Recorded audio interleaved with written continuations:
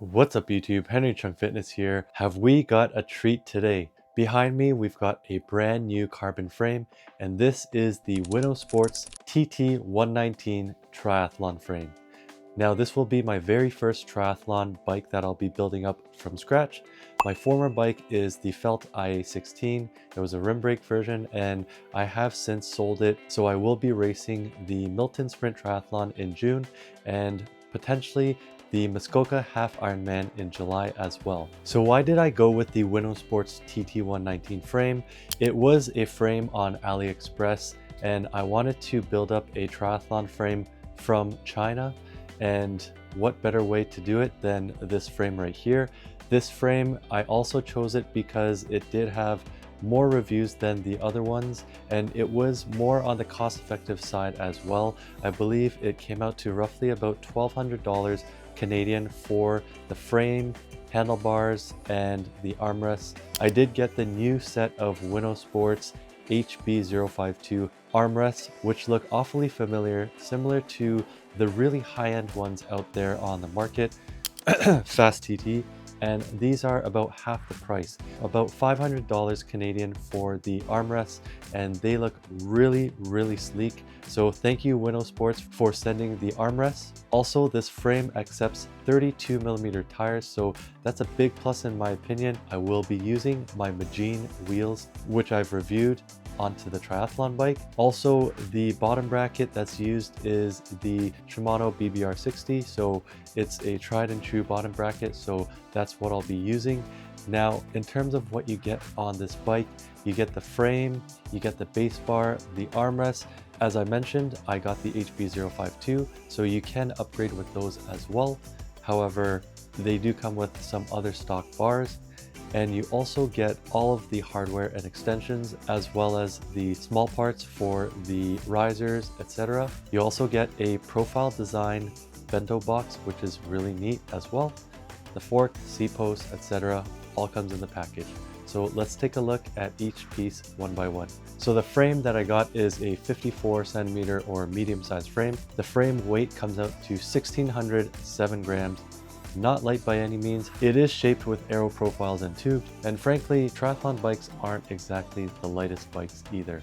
Now, the fork comes in at 633 grams uncut, and the C-post comes in at 324 grams with the hardware uncut again, and the base bar comes in at 237 grams. It is a full carbon base bar and it looks really neat.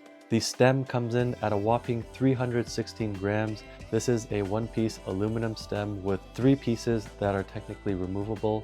Also, the armrest comes in about 220 grams and 230 grams for the other piece, the one that has the threaded inserts for the computer mount, so close to about 450 grams total for the armrests. Now, this is a disc brake bike frame, so it will be my very first disc brake triathlon bike that I'll be working on. I'll likely be using the hybrid disc brakes from Oniri, so those will likely be my choice. I also do have existing TT brake levers from my old bike that I can use.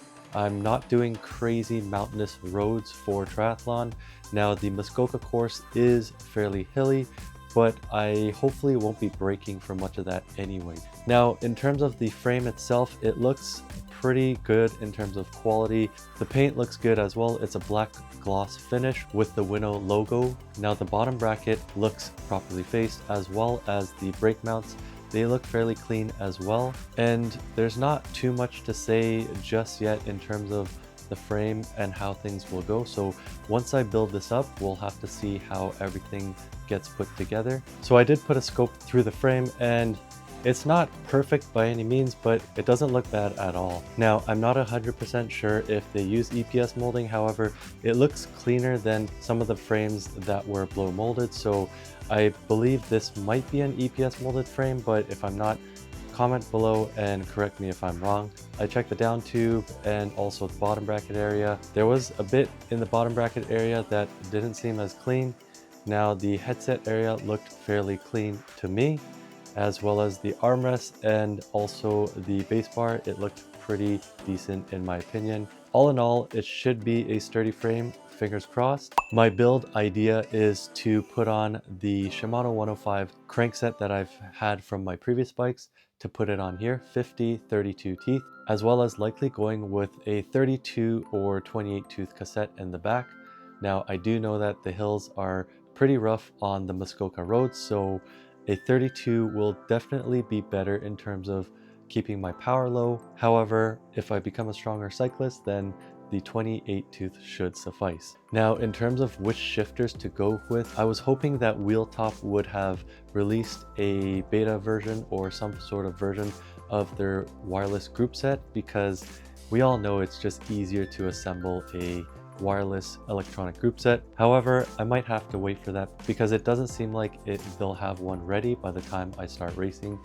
Now, I do know that L2 has their ER9 TT group set. I haven't heard much in terms of a review from that perspective, so we'll have to see how that shakes out. L2, if you're interested in having someone review your group set for the triathlon or TT, let me know and I'd be happy to put it on the bike to test it out. Alternatively, there are the Shimano Di2 or SRAM ETAP. However, I do want to test out a Chinese group set. Now, the handlebar looks really neat and it looks super comfy. It looks very robust and it comes with padding as well and tons of different mounting locations or angles. Now, the right side also has the threaded inserts for either computer mount or something of the sort. And you also do get this base bar adapter that I'm pretty sure you can add some type of bottle cage or something, because we all know that between the arms is one of the best places for your water bottle for aero advantage. Now, the handlebar comes in various different configurations, including medium or large sizes, as well as mechanical or Di2 and electronic. So I did end up getting the electronic version. Now, thinking back, I should have just gone with the mechanical version because it's always compatible with electronic anyways. However, that's what I'm stuck with right now. I could drill some holes if I really need to, but I definitely don't want to go that route. Now, these handlebar extensions look really slick. They look super aero and they also look very comfy. I'm really curious to see how they feel in terms of comfort and when I'm on the bike.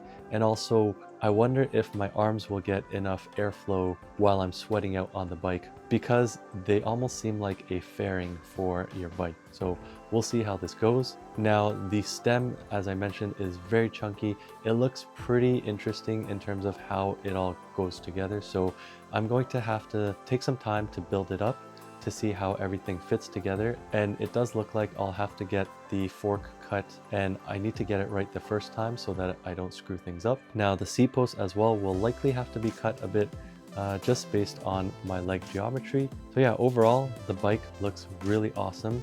I'm really looking forward to building this up and really looking forward to seeing how everything comes together and seeing the final product.